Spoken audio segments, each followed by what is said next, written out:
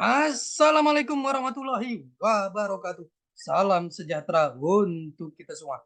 Apa kabarnya rekan-rekan mahasiswa-mahasiswi setia Dharma Bumi Putra? Kita berjumpa kembali di mata kuliah kompensasi dan pemeliharaan SDM di pertemuan yang kelima. Tidak terasa kita sudah memasuki pertemuan yang kelima. Mudah-mudahan Allah Subhanahu wa taala Tuhan Yang Maha Esa memberikan kita keberkahan kesehatan sehingga kita bisa menyelesaikan mata kuliah ini dengan sukses dan lancar.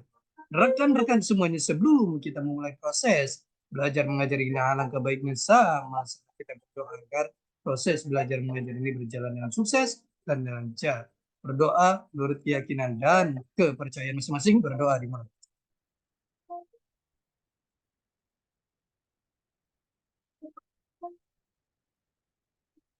Selesai.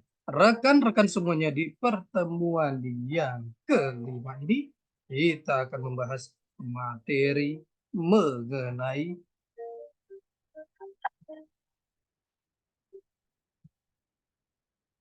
mohon izin saya share materinya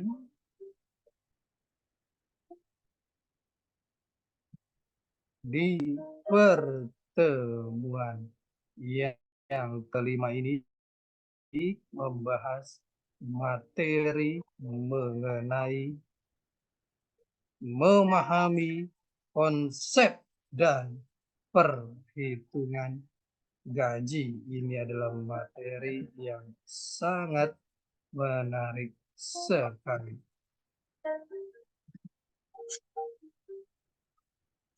Memahami konsep dan perhitungan gaji.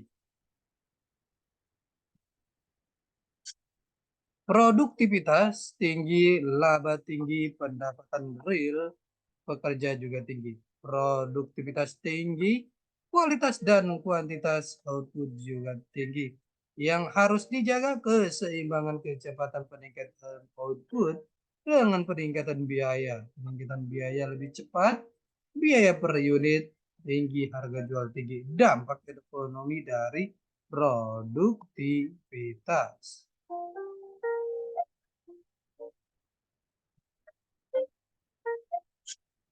Biaya tenaga kerja mencerminkan kontribusi manusia ke produksi. Biaya tenaga kerja terdiri dari gaji pokok dan tunjangan. Gaji pokok untuk pekerjaan yang dilakukan disebut dengan tarif dasar atau base rate atau tarif kerja job rate. Tunjangan fringe benefit, tunjangan hari raya seperti hari raya Idul Fitri, tunjangan cuti, premi lembur, premi asuransi, dana pensiun, dan lain-lain. Gaji berkaitan dengan produktivitas dan keterampilan dari pekerja. Biaya tenaga kerja. Peraturan Pemerintah PP Nomor 8 Tahun 1981. Upah merupakan suatu penerimaan sebagai imbalan dari pengusaha kepada tenaga kerja untuk pekerjaan atau jasa yang telah atau akan dilakukan, dinyatakan atau dinilai dalam bentuk uang yang ditetapkan menurut suatu persetujuan atau undang-undang, dibayarkan atas dasar suatu perjanjian kerja, termasuk tunjangan baik untuk pekerja sendiri maupun keluarganya. Sistem pemberian upah atau imbalan. Total upah yang diterima adalah sebesar upah dasar ditambah dengan insentif. Dasar penetapan pembayaran insentif yang dibayarkan adalah efisiensi kerja operator yang diukur berdasarkan output yang dihasilkan dibandingkan dengan standar output yang ditetapkan. Ini adalah sistem pengupahan. Waktu dan output standar merupakan tolak ukur dan target. Waktu dan output standar akan memberikan kemudahan bagi manajemen dalam membuat evaluasi tentang performansi kerja operator, kompensasi finansial dan sistem pemberian insentif kerja. Insentif apakah selalu dalam bentuk uang? Extra pay for extra performance. Formulasi untuk pengupahan total upah sama dengan upah dasar ditambah intensif atau insentif. Faktor yang mempengaruhi besarnya insentif yang diberikan, frekuensi pemberian insentif, dan siapa yang berhak menerima. Dasar penetapan insentif.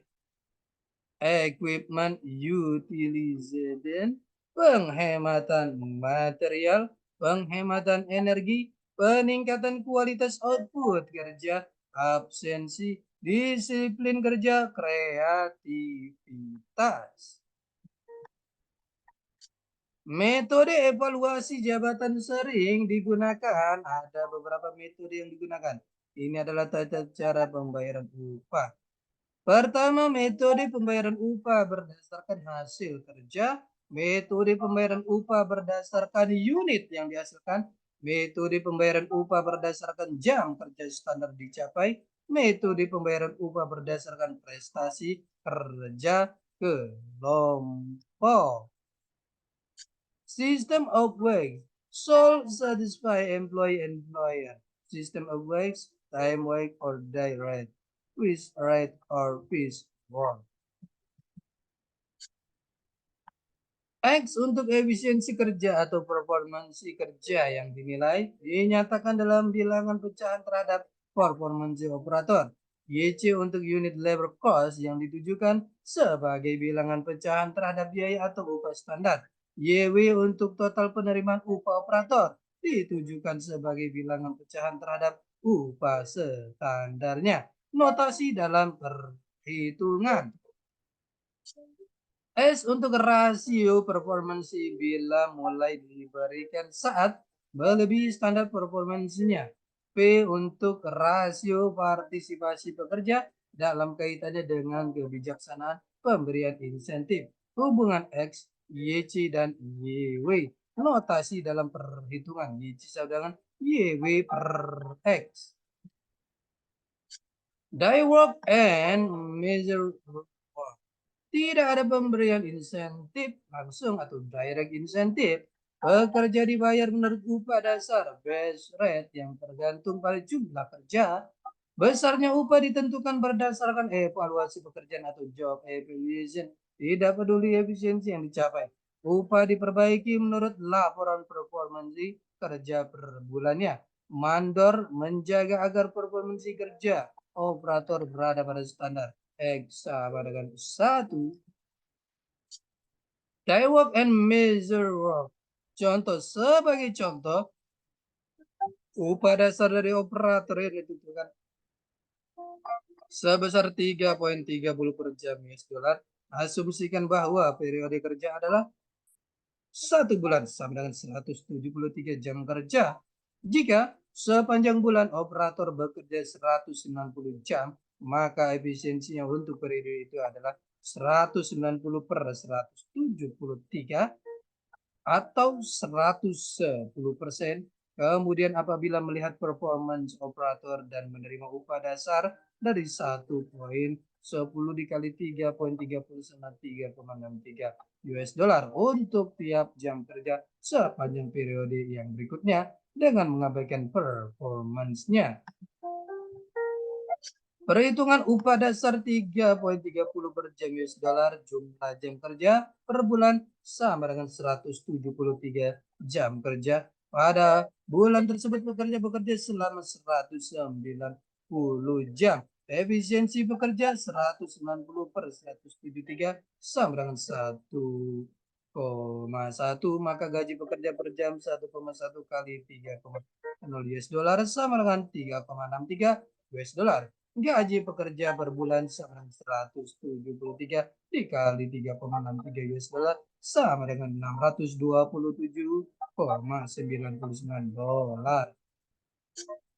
Contoh, jika pekerja bekerja selama 173 jam per bulan, maka efisiensi pekerja 173 per 173 sama dengan 1, maka gaji pekerja per jam 1 dikali 3,30 US dollar sama dengan 3,30 US dollar.